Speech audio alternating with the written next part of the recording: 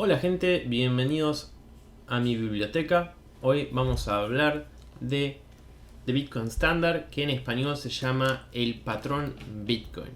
Este libro no sé si estaré pronunciando bien el nombre, Seyfedin Amos, que es un profesor de economía y tiene un montón de otras cosas, pero como para que tengan una idea, es un profesor de economía. El libro lo terminé de leer hace un tiempo. Está muy bueno. Eh, Creo que se lo recomendaría a cualquier persona que esté en el mundo de las criptomonedas, en especial en Bitcoin. Y también lo recomendaría como para introducirse.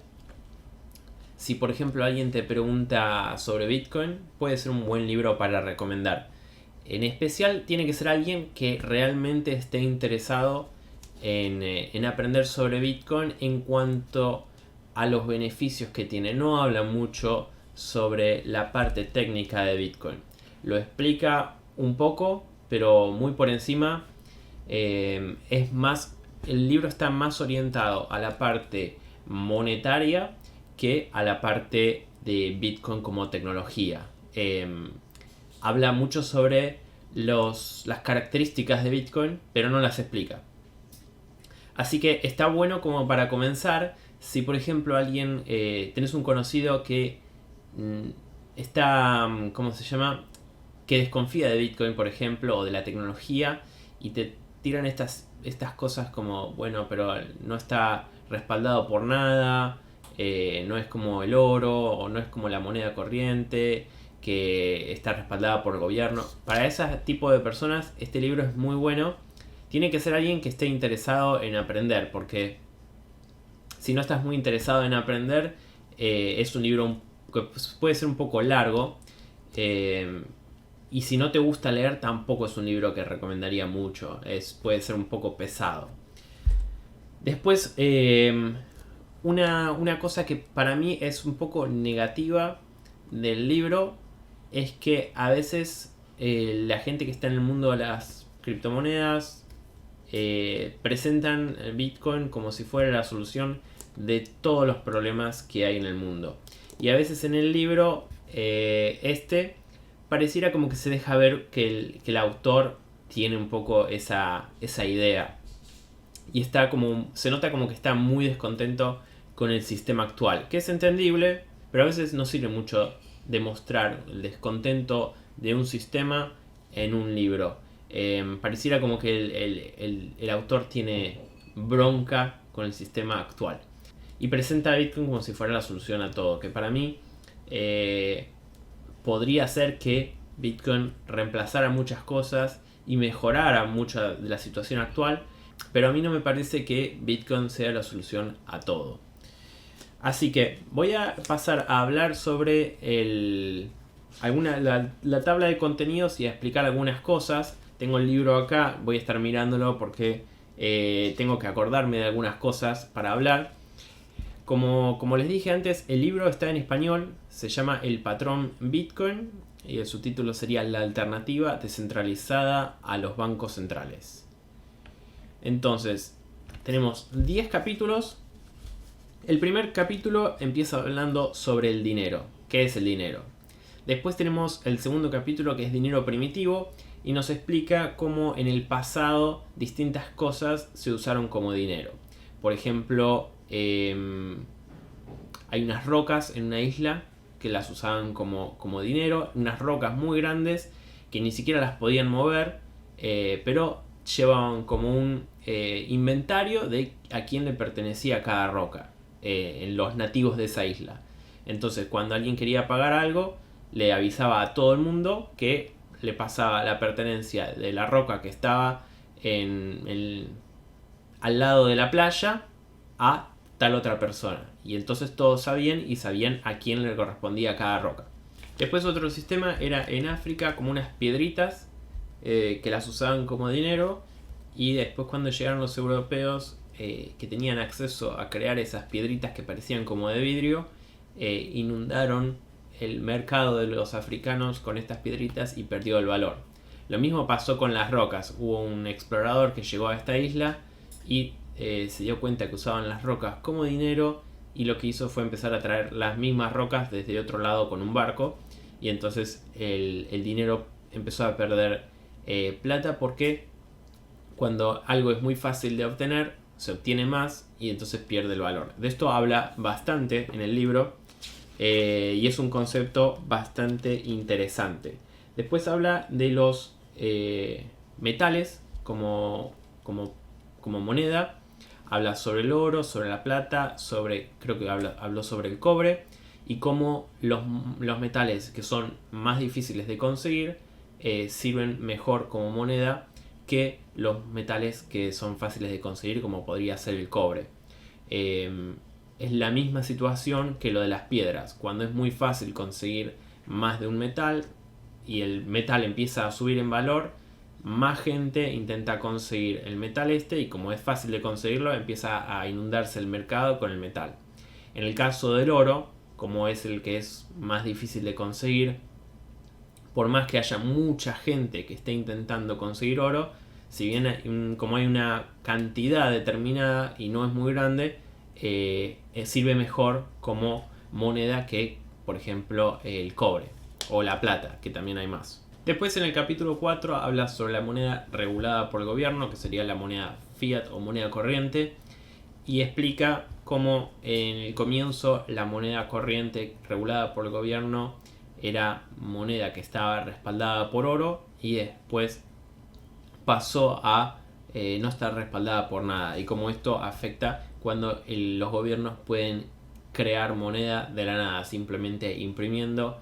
Se crea una situación parecida a lo de las rocas, que venía el explorador con rocas desde otra isla, o los europeos que venían con las piedritas a África, que las conseguían fácil. Entonces es más o menos la misma situación con el gobierno actual. Después habla de un concepto que es bastante interesante, que se llama preferencia temporal, que es, uno puede tener, no sé cómo sería la traducción en español, pero sería como alta preferencia temporal o baja preferencia temporal. Si tienes alta preferencia temporal, es el tipo de personas que cuando tienen la plata la usan. Después está el otro tipo de personas que cuando tienen la plata la guardan, la invierten, tratan de generar más plata, porque saben que si invierten la plata ahora, en el futuro van a tener más. Es un concepto bastante interesante. Y el tema del oro o Bitcoin en este caso fomentan a este tipo de pensamiento, en el que nos enfocamos más en el futuro y no tanto en el presente.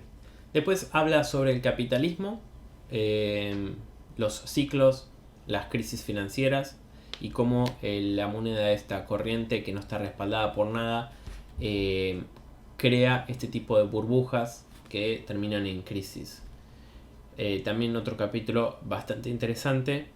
Después habla sobre, en el capítulo 7, habla sobre el dinero sólido y libertad individual, en el que pone en cuestión el tema de que el gobierno sea el que tiene el control del dinero y que las personas no puedan tener control del dinero ellos mismos. Que el gobierno pueda manejar la cantidad de dinero que hay, simplemente imprimiendo. Habla sobre esto, y también habla sobre cómo el dinero fiat a veces puede llegar a fomentar la guerra, porque habla sobre el concepto de que al gobierno poder imprimir la plata, simplemente lo que hacen cuando quieren ir en una guerra, imprimen la plata y ya está.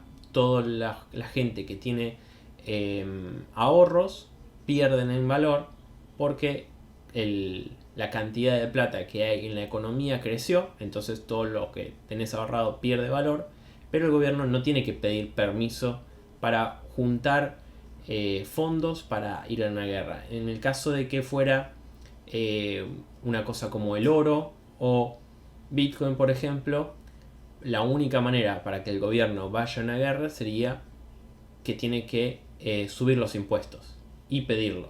Entonces es distinto cuando el gobierno puede hacerlo independientemente de lo que opine la gente. Entonces ese es otro concepto bastante interesante que se habla mucho en el mundo de las criptomonedas, bueno, en Bitcoin en general, de que el gobierno, si no tuviera tan fácil acceso a controlar la moneda, el tema de las guerras se vería disminuido. Habría que ver, no sé cómo sería eso. Cuando era todo que estaba con el oro había un montón de guerras también, así que habría que ver en la realidad eso que pasa. Después habla del dinero digital y cómo en la historia fue un problema conseguir un dinero digital por el tema de la centralización, que hubo varios casos de empresas que querían crear un dinero digital, pero al estar centralizado era un solo punto en el que podían controlar, digamos, de nuevo el dinero. Entonces no servía. Y la única manera en la que sirve el dinero digital es si es descentralizado, y que la única manera en la que el dinero digital puede servir es si es descentralizado y tiene definidas las reglas en la creación de nuevo dinero. Por ejemplo, en el caso de Bitcoin, que son las recompensas por resolver cada bloque. Así que ese capítulo habla del dinero digital. Después tenemos otro capítulo, el capítulo 9, para qué es bueno Bitcoin. Y en este capítulo habla sobre que Bitcoin es bueno para guardar valor. Esa es otra cosa que es bastante debatible. Al menos al día de hoy es un poco debatible, porque si compraste Bitcoin en diciembre del 2017, ahora estarías un 50% abajo, y eso, bueno, casi un 50% abajo, y al principio de este año estás como un 85% abajo. Entonces, para guardar valor, eso, si en un año te cae un 85%, yo no lo consideraría. Al menos por ahora. Yo en el futuro creo que Bitcoin va a servir para guardar valor, pero en el futuro, cuando no tenga tanta fluctuación en el precio. Por ahora, para mí no sirve para guardar valor. Por ahora es una herramienta especulativa. Y en este capítulo también habla sobre un concepto que me parece interesante, que es usar Bitcoin, de nuevo, esto sería en un futuro, Bitcoin como referencia de valor.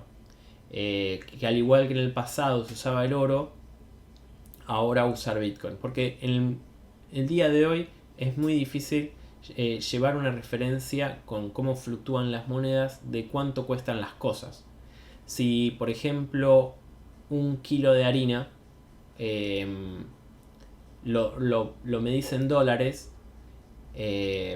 con lo que fluctúa el dólar es difícil saber exactamente cuánto vale. Pero si lo medís en oro, por ejemplo, alguien que está en otro país puede saber muy claramente cuánto vale en su moneda. Sería básicamente el título del libro en el que se habla el patrón Bitcoin. Antes era el patrón oro. Sería que Bitcoin pasa a ser la moneda que se usa para medir todas las otras cosas. Y después, en el último capítulo, hay un par de preguntas sobre Bitcoin que son bastante interesantes. Una es, por ejemplo, si Bitcoin, el minado de Bitcoin es un desperdicio, por el tema de que se usa tanta electricidad para resolver los bloques. Después se explica por qué nadie lo puede cambiar, el Bitcoin, el protocolo de Bitcoin, que en realidad, como poderse cambiar, se puede cambiar. El tema es que tienen que estar todos los nodos de acuerdo, y es muy poco probable que la mayoría de los nodos estén de acuerdo. Entonces es casi inmutable. Después habla si Bitcoin puede escalar, que esa es otra cosa que a veces se pasa mucho por alto en la gente que está muy a favor de las criptomonedas o de Bitcoin. El tema de escalar, que es un tema bastante interesante y serio, porque el tema es que como está ahora Bitcoin, no lo podría usar todo el mundo. Entonces lo que explica en el libro es usarlo como si fuera una reserva, que hubiera bancos que tuvieran Bitcoin y uno confiara en el banco. Sería la misma situación que ahora, pero Bitcoin sería la reserva. Como antes teníamos oro, ahora sería Bitcoin. Entonces esto de escalar es un tema porque no se puede escalar on-chain. El método para escalar on-chain es agrandar los bloques, el espacio del bloque, y eso hace que sea más difícil tener un nodo, y si hay menos nodos se centraliza más. Entonces todo esto es un debate que desde que nació Bitcoin existe. Así que eso es otra cosa que para mí no hay que pasar por alto. Después habla sobre si Bitcoin es para criminales, y esta es una respuesta fácil. Bitcoin no es para criminales, porque al estar el inventario de todas las transacciones y que es tan fácil analizar la cadena de bloques, si usas Bitcoin para actividades criminales, la verdad es que sos un idiota, porque es muy fácil de encontrar quién está usando Bitcoin. Después habla sobre las altcoins y también habla sobre cómo matar a Bitcoin. Y acá habla sobre algunos puntos que son bastante interesantes de qué podrían hacer que Bitcoin dejara de servir o de funcionar o de existir. Y acá algunas de las cosas de las que habla, primero habla de hackear, que hackear Bitcoin no es posible. Después habla sobre un ataque del 51%, que eso es una cosa que podría matar Bitcoin, pero es una cosa complicada también de efectuar. Después otro concepto que sería hardware backdoors, que sería las empresas que crean el equipo para minar. Por ejemplo, Bitmain pusiera una manera de controlar los mineros estos que venden. Cuantas más empresas hayan en el futuro que creen sistemas de minado de Bitcoin, menos esto es un problema. Pero si fuera que hay una o dos empresas nada más que venden el equipo de minado, esta es una cosa que habría que tener en cuenta, porque si la empresa puede tener acceso a todos los mineros, ahí sí podría de manera muy fácil hacer un ataque del 51%. Después habla sobre ataques de internet e infraestructura, que eso, como lo dice el título, es bastante claro, que también es difícil porque internet está en todo el mundo y la infraestructura también. Entonces, si hubiera un ataque en una parte del planeta, todo lo demás sigue funcionando, y como Bitcoin está descentralizado y hay tantas copias, es difícil de que un ataque a la infraestructura de internet cause algún problema. Otro de los problemas que podrían matar a Bitcoin sería el aumento del costo de los nodos, que era esto que decía antes, que ahora, por ejemplo, con un disco de 500 GB vos podés tener un nodo. En un par de años vas a necesitar un disco de 1 tera, y así sucesivamente. Si aumentás el tamaño de los bloques de la cadena de Bitcoin, vas a necesitar más espacio en el disco, que es lo que para mí el problema que tienen Bitcoin Cash o Bitcoin SV, que tienen bloques muy grandes, y entonces tener un nodo te sale muy caro porque tenés que tener mucho espacio para guardar toda la cadena de bloques. Entonces, al tener este problema, menos gente tiene nodos, y al haber menos gente que tiene nodos, se empieza a centralizar porque son pocas personas que tienen el nodo completo. Después, otra de las opciones para romper Bitcoin es romper el hash 256, que es cómo funciona la encriptación de Bitcoin. Y eso no sería un problema muy grave, porque se podría hacer un fork y arrancar, seguir la cadena de bloques con un nuevo hash. Así que mientras fuera algo que es público, no sería mucho problema. Y si fuera que llega a pasar eso, que se encuentra una manera de desencriptar el hash 256, creo que el Bitcoin al día de hoy sería el menor de los problemas, porque toda la seguridad de internet funciona con este hash. Entonces tendríamos problemas más graves. Así que bueno, esas son las cosas de las que hablo en este capítulo. Y la verdad, bueno, este es el último capítulo. La verdad que lo recomiendo. Mira, acá están las piedras. Estas son las piedras de las que hablaba en el primer capítulo. En el segundo capítulo. Así que en líneas generales les recomiendo el libro. Si estás en el mundo Bitcoin, te puede parecer muy interesante.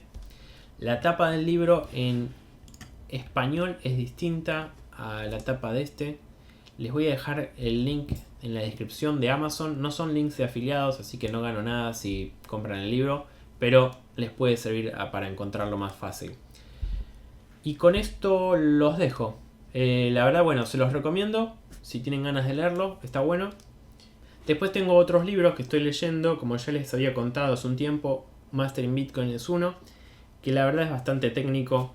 Todavía me falta terminarlo. Hay algunas cosas que están muy buenas, pero ya desde como va ahora, les diría que a muy poca gente le puede interesar.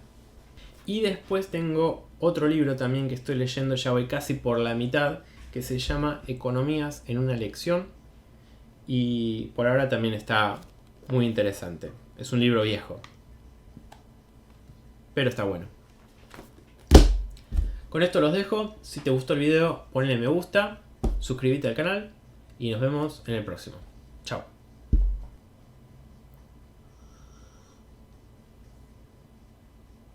Nos vemos en el próximo. Adiós.